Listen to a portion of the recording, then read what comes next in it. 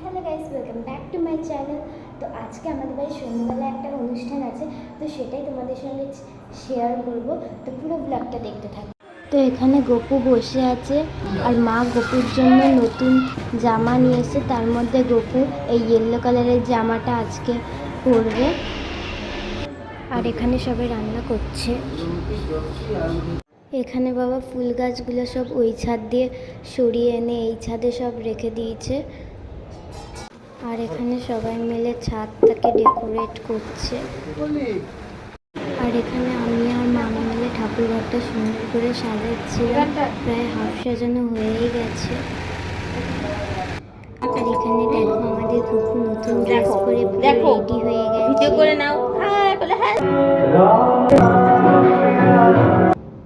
আর এখানে আমার আর মামির ঠাকুরঘর সাজানো প্রায় কমপ্লিট হয়ে গেছে পুরোই। কেমন লাগছে অবশ্যই কমেন্ট করো। আর এইখানে গপুকে কিন্তু খুব মিষ্টি লাগছে। কেমন লাগছে তোমরা গপুকে সেটাও কমেন্ট করো। আর এখানে সন্ধ্যা হয়ে গেছে বলে আমিও রেডি হয়ে গেছি। আর এখানে দেখো গপুও রেডি হয়ে গেছে।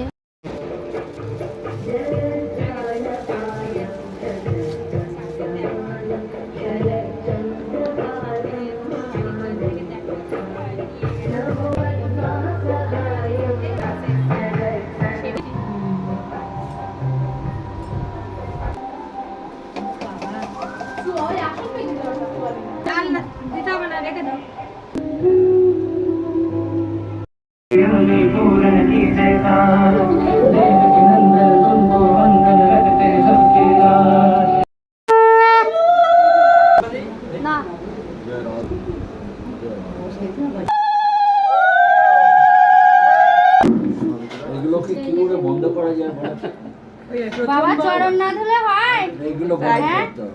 বাবার সবসময় তার পাওয়া যায় না, যখন পেতে হবে তখন সবকিছু করে নিতে হবে।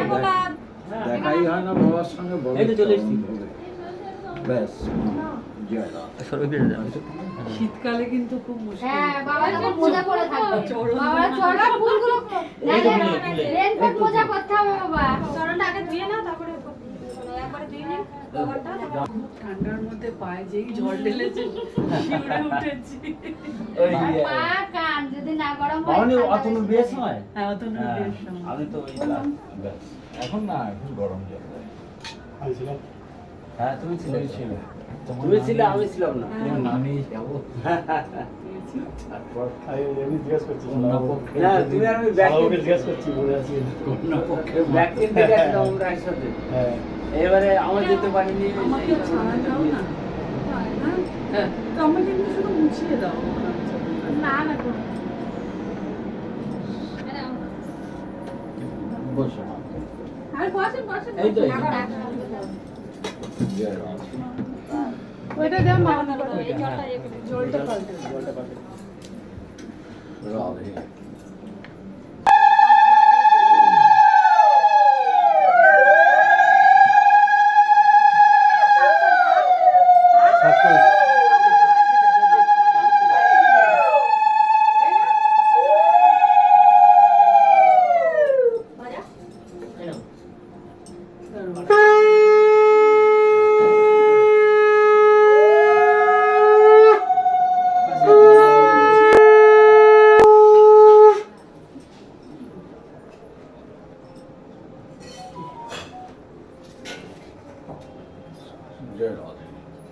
সেবারে তোমার বাড়ি থেকে এখানে আসলাম, তখন ছিল না মামনি?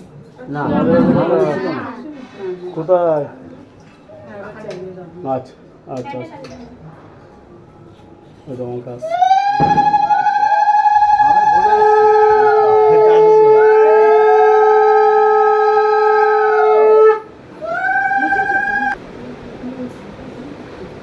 বলে দুধটা দাও। কোথায়? আরে অঙ্কুগুলো আপনি এসছেন, বেরিয়েছেন রাস্তায়? আরে তার গেটের সামনে তার রাত ছিলেন না, তো বলতে হবে তো না। এখন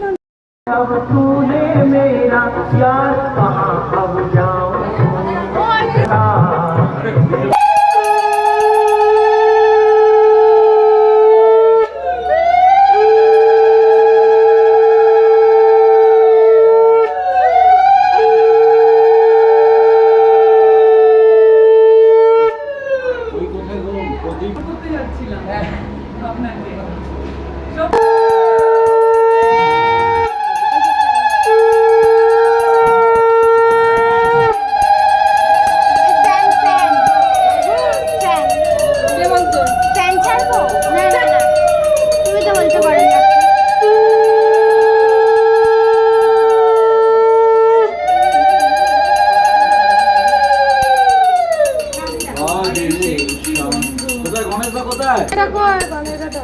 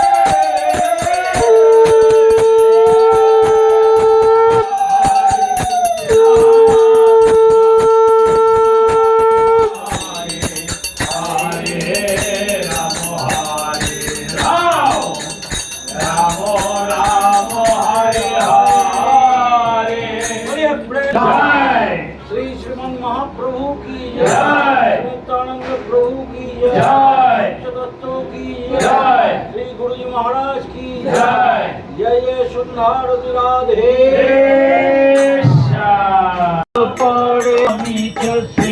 सचितानयम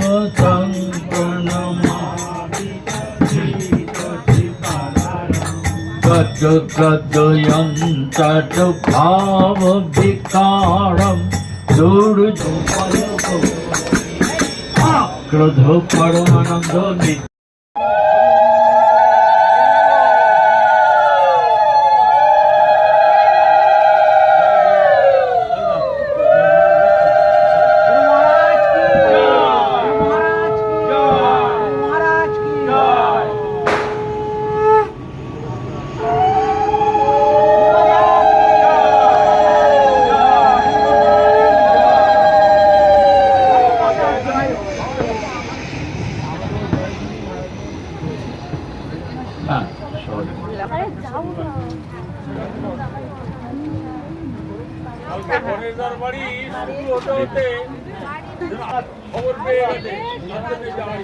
বৃন্দাবন থেকে এসেছেন, এবারে নিয়েছিলাম বধাই হোক যে আমাদের পুত্র সন্তান হয়েছে, তাড়াতাড়ি এসো। নন্দ মহারাজ তো সারাদিন উদ্বিগ্নই ছিলেন, সারা রাত্রি ধরে তিনি ছটফট করছিলেন। একবার আগেকার দিনে যে গৃহে আলাদা রাখা হতো সন্তান হলে, সেই গৃহের কাছে একবার যাচ্ছিলেন, একবার আসছিলেন। তা বারবার যেতে যেতে একটু তন্দ্রাচ্ছন্ন হয়েছে। সেই মুহূর্তে মা যশোদার সুন্দর মধুমাখা সুন্দর কণ্ঠস্বর শুনে সচক। আর এখানে সব রান্না বান্না ফাইনালি কমপ্লিট হয়ে গেছে। আর সবাই দেখতে পাচ্ছ এখানে খেতেও বসে পড়েছে সবাই। আর আমরা এখানে ফাইনালি লাস্ট ব্যাচে খেতে বসে পড়লাম। তো গাইস আজকের ব্লগটা এখানেই শেষ করছি। ভালো লাগলে একটা লাইক করে দিও। আজকের মতো বাই।